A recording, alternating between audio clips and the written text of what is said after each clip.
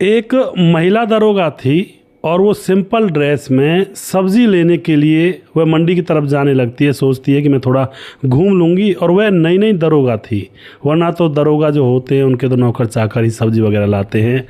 तो ये down to earth महिला थी, क्योंकि गरीबी से उठ कर के इसने वो पोस्ट को प्राप्त किया था। तो सब्ज़ी लेने के लिए जैसे ही मंडी में जाती है, इधर उधर देख रही थी कि उसके काम की जो सब्ज़ी है उसको ही लेना है, तभी वह एक रेहड़ी पर जाकर रुक जाती है, क्योंकि वहाँ पर उसकी मतलब की सब्ज़ी रखी हुई थी। लेकिन जैसे ही रेहड़ी पर सब्ज़ी बेचने वाले के चेहरे की तरफ देखती है वो महिला दरोगा, तो उसका मुंह खुला का खुला रह जाता है और उस आदमी की तरफ वह देखती ही रह जाती है। थोड़ी देर के बाद जो वह आदमी होता है वह भी अपना सर उठा करके उस महिला दरोगा को देखता है और एकदम से उसके भी माथे पर पसीना आ जाता है। फिर उसके बाद दोस्तों, यह जो महिला दरोगा होती है उस रेहड़ी वाले के साथ तुरंत शादी करती है। और तुरंत शादी क्यों की गई थी एक रेहड़ी वाले के साथ महिला दरोगा के द्वारा, तो इसके पीछे भी बड़ा झोलझाल सा है। पूरी कहानी जानेंगे और जानेंगे इनका आखिर आगे हुआ क्या था। नमस्कार, मैं हूं सुदेश कुमार और मेरे गोपाल चैनल में आपका स्वागत है। यह घटना घटित होती है बिहार के गांव से। उस गांव के अंदर मोनू नाम का एक शख्स रहा करता है। माता पिता की मौत हो चुकी है और बहन है उसकी 2 सगी बहन, और वह उनसे थोड़ा बड़ा है और वह सब्जी का व्यापार किया करता है। यानी कि बड़ा एक कहते हैं ना, व्यापारी सब्जी के जो फर लगी रहती हैं उनका बड़ा काम होता है। तो उस काम को वह करता है, पैसे काफ़ी कमाता है। पैसे कमा कमा कर जोड़ लिए उसने, और पैसे इकट्ठे करने के बाद अपनी दोनों बहनों की बड़े धूमधाम से शादी करता है, क्योंकि उसका यही सपना था कि बहनों की शादी हो जाएगी, उसके बाद तो मैं अकेला बचूंगा, माँ बाप तो है ही नहीं। बहनों की धूमधाम से शादी कर दी जाती है, उसके बाद कमाई में जुट जाता है। लेकिन गांव के आस पड़ोस के लोग कहते हैं, देखते हैं बेटा बहुत कमाऊ है, बेटियों की शादी कर दी बहनों की। तो अब गांव के बूढ़े बुजुर्ग कहते हैं कि बेटा अब तू भी शादी कर ले। तो दोस्तों, उसकी शादी के लिए कोई कसर नहीं थी, क्योंकि वह ना तो उसके अंदर कोई ऐब था और पैसा बहुत कमाया करता था। तो गाँव के अड़ोसी पड़ोसी लोगों को पता था कि यह बहुत पैसा कमाता है, इसके अंदर कोई ऐब भी नहीं है। तो उसके लिए रिश्ता आया जाता है, और रिश्ता होता है काजल नाम की लड़की का, जो कि 2-3 गांव छोड़ करके गांव की ही रहने वाली थी। अब इन दोनों की शादी तय कर दी जाती है। काजल भी गरीब घर से ही थी। अब वह शादी होती है इनकी धूमधाम से, खूब अच्छा प्रतिभोज होता है, और काजल दुल्हन बन करके अब मोनू के घर में आती है। मोनू का घर ना ज़्यादा मतलब कोई ज़्यादा बड़ी कोठी थी, ना ज़्यादा गरीबों वाला था, एक मीडियम सा था घर था, यानी कि अच्छा ही था कुल मिला करके। उस घर के अंदर दुल्हन बनकर काजल आती है तो उसको बड़ी खुशी होती है कि भाई मेरा पति जो कि बहुत कमाता है और कितना हिम्मत वाला है, इसने अपनी 2 बहनों की शादी कर दी और खुद कमा रहा है, और बेचारा बहुत अच्छा आदमी मिला है मुझे। तो पत्नी बहुत खुश होती है। कुछ दिन तो ये बड़े प्यार से रहते हैं। यह दिन में काम पर चला जाया करता, पत्नी घर का काम कर लिया करती, शाम को दोनों आपस में मिल बांट कर और खाना पीना खा लिया करते। अब पत्नी एकदम से एक दिन उदास बैठी हुई थी। अब उस उदास बैठी हुई परिस्थिति में ही इसका पति आ जाता है काम से, देखता है पत्नी बहुत उदास है, तो उसके पास बैठ जाता है, कहता है काजल तुम उदास कैसे हो? पत्नी कहती है कि आज मेरी एक सहेली जो मेरे साथ पढ़ती थी वह पुलिस विभाग में उसकी नौकरी लग गई है, और मुझे भी पुलिस में लगना था। मैंने उससे भी वादा किया था और अपने आप से भी वादा किया था, माँ बाप से भी कहा था कि मुझे पुलिस में लगना है, लेकिन माँ बाप ने कह दिया बेटी पुलिस में लगना है तो शादी करने के बाद भी लगा जा सकता है, अगर हिम्मत होगी तुझमें तो। अब मैं कैसे पुलिस में लगूं? मुझे पढ़ाई करनी होगी, उसके लिए मुझे एग्ज़ाम क्रैक करने होंगे और रात दिन पढ़ाई में लगना होगा। तो अब इस बात को सुनने के बाद उसका जो पति होता है मोनू, वह मुस्कुरा जाता है और उसके गाल पर हाथ फेर कर कहता है कि बस पगली, यही इतनी सी बात थी, और तू क्या समझती थी मैं तुझे गुलाम बना कर रखूँगा? तुम तैयारी करना शुरू करो और मैं तुम्हारा एडमिशन करवा देता हूँ एक अच्छे से इंस्टीट्यूट में।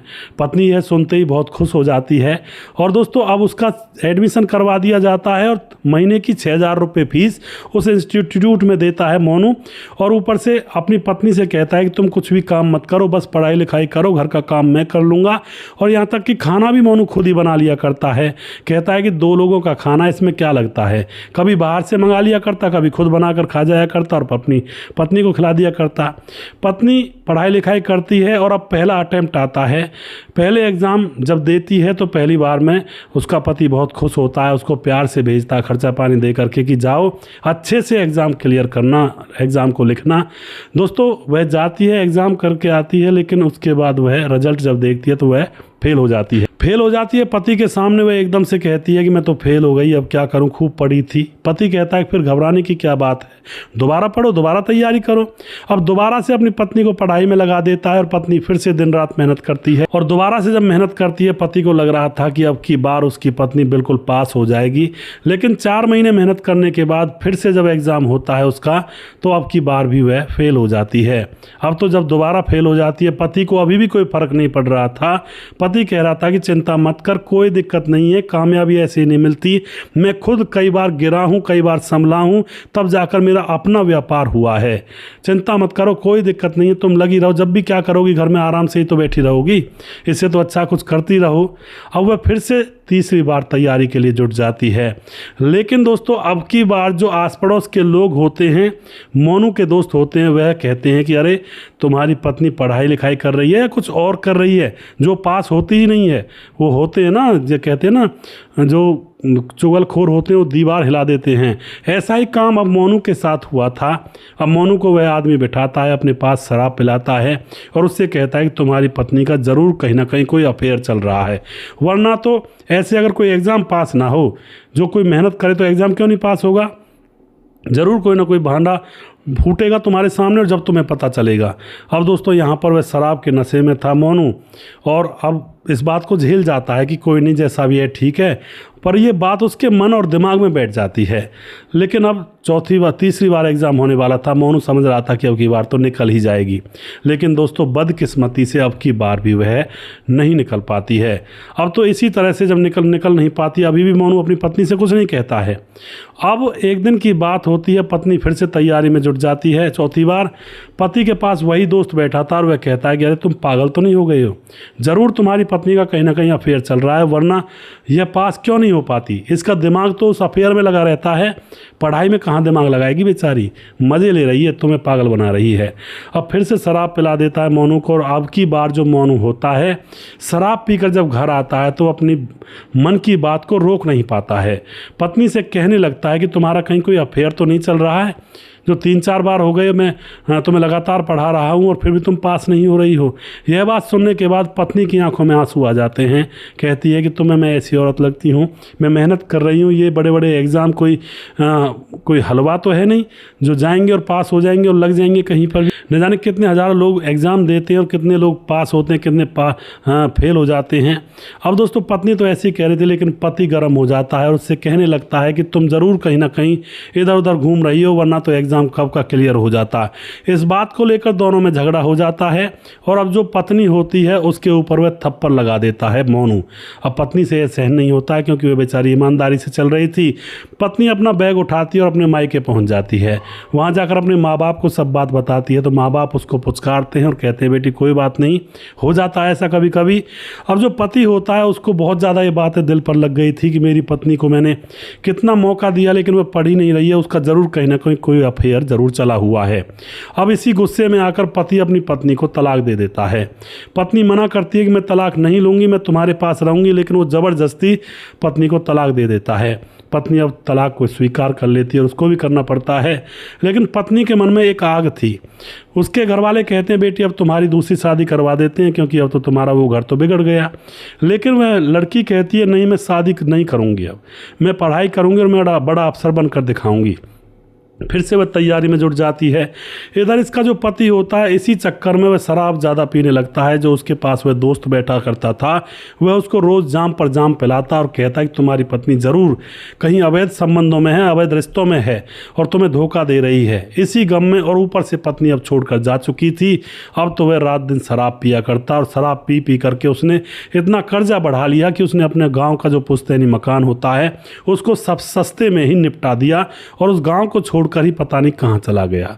अब जो पत्नी होती है 4 महीने फिर से पढ़ाई करती है और अब की बार उसका हाँ, लक जो होता, भाग्य जो होता वो साथ दे जाता है और वह उस एग्ज़ाम में क्लियर हो जाती है और अब वह महिला दरोगा की पोस्ट के लिए नियुक्त हो जाती है। अब जैसे कि ट्रेनिंग होने वाली थी, वह खुश हो जाती है और वह समझती थी कि मेरा पति इसलिए नाराज़ मुझसे हुआ कि मुझसे 3-4 बार में एग्ज़ाम क्रैक नहीं हुआ, उसका कसूर नहीं था, उसको भी अपनी जगह पर वो भी सही है। पत्नी अपनी बातों को घटा चुकी थी और वह खुश होकर अपने पति से मिलने जाती है कि उससे बात करूँगी और दोनों आपस में राजीनामा करके एक दूसरे के साथ रहेंगे, घर बसाएंगे। लेकिन जैसे ही वह गांव में जाती है, घर पर ताला लगा हुआ था। आस पड़ोस के लोग कहते हैं कि बेटी तू अब आई है, वो तो शराब के नशे में इधर उधर गलियों में घूमता रहता था, काम की तरफ ध्यान नहीं देता था, काम ठप हो गया और घर को बेच करके पता नहीं कहाँ चला गया बेचारा। पत्नी को बड़ा दुख होता है। अब पत्नी उसको ढूंढे भी तो कहाँ ढूंढे, उसका फ़ोन नंबर भी स्विच ऑफ था। अब उसके बाद पत्नी वापस चली जाती है, ट्रेनिंग पर जाती है। ट्रेनिंग लेने के बाद वह महिला दरोगा के पोस्ट पर नियुक्त हो जाती है, उसकी ज्वाइनिंग हो जाती है और अब किस्मत से ज्वाइनिंग उसी शहर में हो जाती है जहां पर उसका पति भाग कर आया था और वहां पर दोस्तों अब वह महिला दरोगा अपनी ड्यूटी करने लगती है। तो एक दिन सब्जी लेने का मूड आता है कि चलो मैं घूम आऊँगी, थोड़ा सा सिंपल वर्दी में वह बाज़ार में निकल जाती है घूमने घामने के लिए और वह देखती है कि एक रेहड़ी पर उसका पति सब्जियाँ बेच रहा है। उसको देखते ही उसका मुँह खुला का खुला रह जाता है क्योंकि वह तो उसको तलाश कर रही थी, क्योंकि पत्नी को पता था कि उसका पति बुरा नहीं है, वो तो किसी ने शराब पिला पिला कर उसकी ज़िंदगी बर्बाद कर दी है, वरना उसका पति एक नंबर का हीरा है, सोना है। पति को देखते उसकी आंखों से अपने आप आंसू निकलने लगते हैं और इधर वह पति के सामने खड़ी हो जाती है। पति उसको देखता है तो पति का चेहरा भी पीला पड़ जाता है। अरे तुम काजल, तुम यहाँ कैसे हो? अब काजल कुछ नहीं बताती है क्योंकि वहाँ पर बहुत सारे लोग थे। वह चुपचाप उसके नज़दीक जाकर कहती है कि तुम यहाँ क्या कर रहे हो? इन सारी चीज़ों का मैं पता बाद में निकालूंगी, पहले तुम मुझे अपना फ़ोन नंबर दे दो। फ़ोन नंबर ले करके वह चली जाती है और जा करके वह उस पर शाम को फ़ोन करती है और उसको एकांत में बुलाने के लिए दूसरे दिन के लिए कह देती है। दूसरे दिन पति उससे मिलने के लिए जाता है तो पति को देखते ही आंखों में आंसू और उसे गले से लिपट जाती है और रोने लगती है और कहती है कि तुम ऐसी हालत में कैसे हो गए? तुम तो बहुत कमाने वाले थे, तुमने अपने परिवार को संभाला माँ बाप के ना होते भी, और तुमने एक पिता का फर्ज निभाया, अपनी बहनों की शादी कर दी, उनका सारा खर्चा पानी तुमने उठाया, आज तुम ऐसी हालत में कैसे हो? अब पति उसके सामने वो भी रोने लगता है कि काजल क्या पूछोगी, तुम जब पास नहीं हो पाई तो मेरा एक दोस्त है, उसने मुझे बताया कि तुम्हारी पत्नी का कहीं ना कहीं अफेयर है, वरना तो वो पास हो जाती, उसका दिमाग तो कहीं और लगा हुआ है। और मुझे यही बात मेरे दिमाग में बैठ गई और इसी बात को लेकर तुम्हारे साथ मैंने झगड़ा किया था और तुम चली गई, मैंने तुम्हें तलाक दे दिया। बाद में मुझे रियलाइज़ भी हुआ था कि मैंने बहुत गलत किया है, लेकिन अब मेरी हिम्मत नहीं हो पा रही थी तुम्हारे पास जाने की, लेकिन अब तुम आ गई हो और मुझे माफ़ कर देना, अब इससे ज़्यादा तो मैं तुमसे कह ही क्या सकता हूँ। लेकिन अब जो पत्नी होती है काजल, वह उसके चेहरे को देखती हुई एकदम से मुस्कुराती है और कहती है कि तुम्हें पता है मैं उस एग्ज़ाम में पास हो गई हूँ और मैं महिला दरोगा की पोस्ट पर हूँ। यह बात सुनते ही वह कसम खिलाने लगता है, कसम खाओ मेरी तुम सच में पास हो गई। वह कहती है हाँ मैं पास हो गई और मैं दरोगा हूँ फ़िलहाल।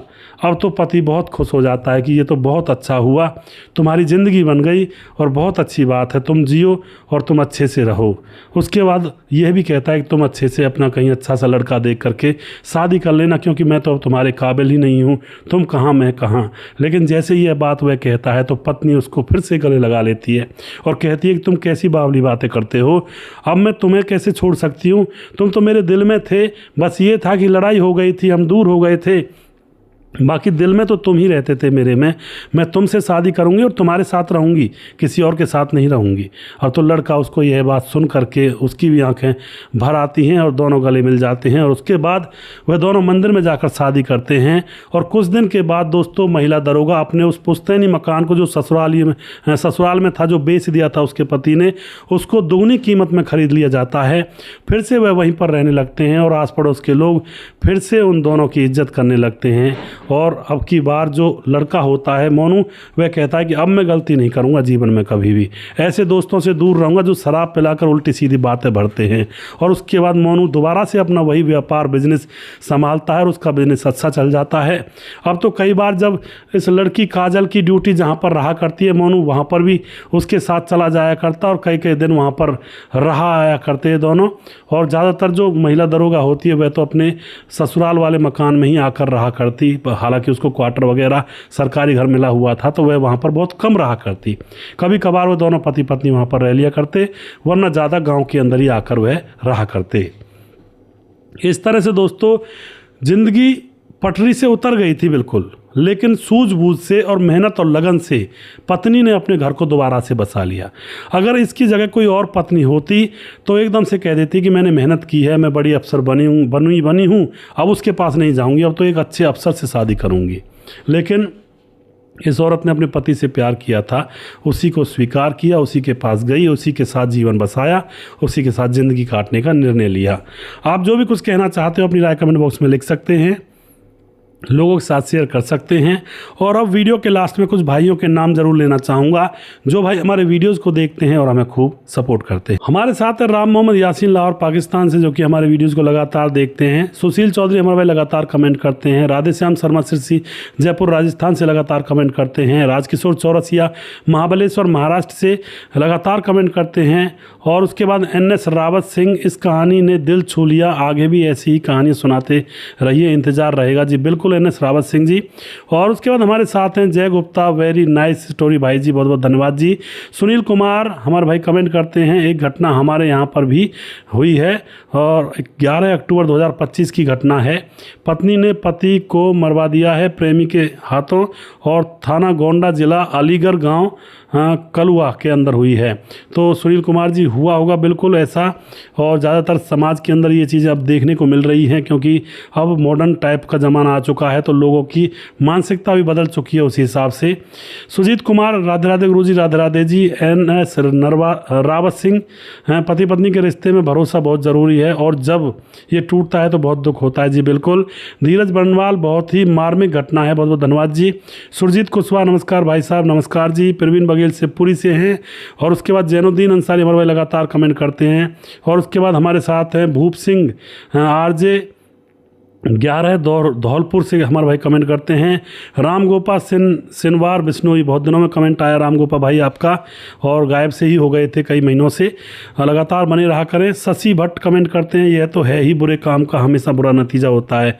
सूरज डी, राम राम मेरे भाई, क्या सुंदर कहानी है, और आपकी I am Suraj from Fiji, जय हिंद, गॉड ब्लेस यू। बहुत बहुत धन्यवाद सूरज भाई, लगातार सूरज भाई हमें सपोर्ट कर रहे हैं कई महीनों से और सालों से। अशोक कुमार कमेंट करते हैं, सऊदी में रहते हैं, बहुत धन्यवाद करते हैं जी। रतनलाल शर्मा कमेंट करते हैं, वेरी नाइस स्टोरी भाई साहब। मुकेश कुमार कमेंट करते हैं, यूपी 83 से हैं। कल्याण सिंह लोधी कमेंट करते हैं, तीनों के तीन ही बेकार लोग थे, उसने दोस्ती में भी दगा दिया, और उसने पति को भी दगा दिया, उसने अपने बच्चों को भी गलत काम किया। कल्याण सिंह लोधी, और नया गांव बड़ी बामौर कला जिला शिवपुरी से, बहुत बहुत धन्यवाद जी। और मुनमुन श्रीवास्तव जी हैं, बहुत ही मार्मिक घटना है, बीवी और बच्चे के और को क्यों मारा था, राम राम बिहार 28 से हैं। अजय देवनाथ कमेंट करते हैं, ऐसी औरतों को कहीं नहीं रहना चाहिए। बहुत बहुत धन्यवाद करते हैं सभी भाइयों को। और जिस भाई का नाम रह गया है उस भाई का नाम मैं अगले वीडियो में ज़रूर लूँगा। अगला वीडियो बहुत जल्दी फिर से लेकर आऊँगा, तब तक आप खुश रहें, सावधान रहें। जय हिंद, जय भारत।